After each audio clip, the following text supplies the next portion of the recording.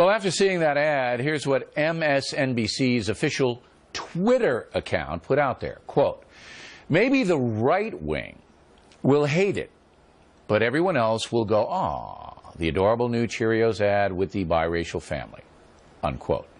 Now, for a cable news network to officially sanction something like that is simply deplorable. And now, of course, MSNBC has apologized, saying, quote, earlier this account tweeted an offensive line about the Cheerios ad. We deeply regret it. It does not reflect the position of MSNBC. But as we all know, it happens almost every week over at that place. They're constantly apologizing for personal and vicious attacks.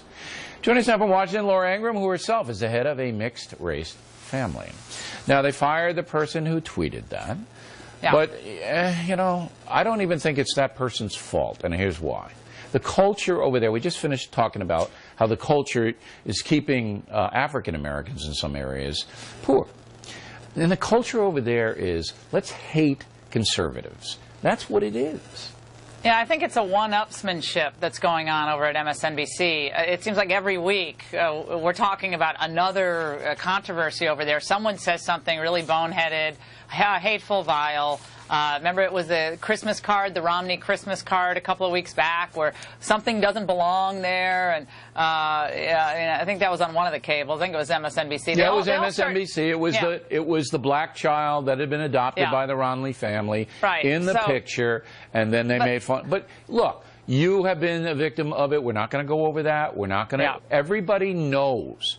Comcast, that owns NBC, knows this is one after the next, after the next, after the next. Yeah, and Bill, we've pointed out before that the Comcast CEO has raised a lot of money for President Obama.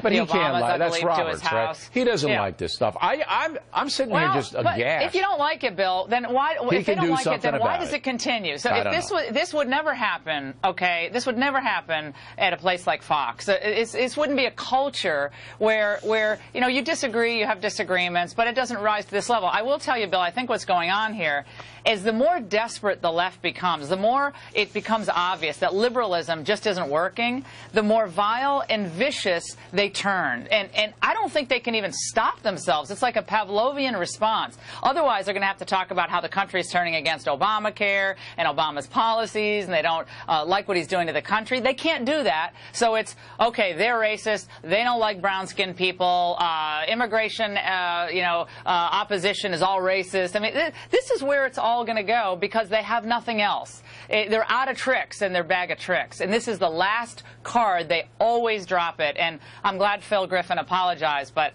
something is really unhinged over there. Something's wrong. No doubt about it. Yeah. Now, you've adopted 3 children from Central America, right? My daughter's from Guatemala, and my 2 sons are from Russia. So from Russia, okay. We have kind of a crazy mix at our house. But it's fun. But I think most Americans respect you for doing that. You saved 3 babies. You brought them to America, and now they're going to get a chance at a great life, whereas in Guatemala, with all due respect, a very poor country, impoverished, Russia's chaotic. And I think that more and more Americans are celebrating, you know, this kind of a situation, which is why the Cheerios commercial is a positive for... That's great. Yeah.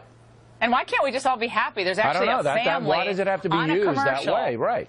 I mean, I don't know how you get from that commercial to that comment, except they're desperate because liberalism is having a really bad several years, okay? So that's why they're upset. I think it's really about them hating what's going on to their movement versus what they really probably even think about. So the commercial's just a vehicle to vent in general. That's probably the case, right? Okay.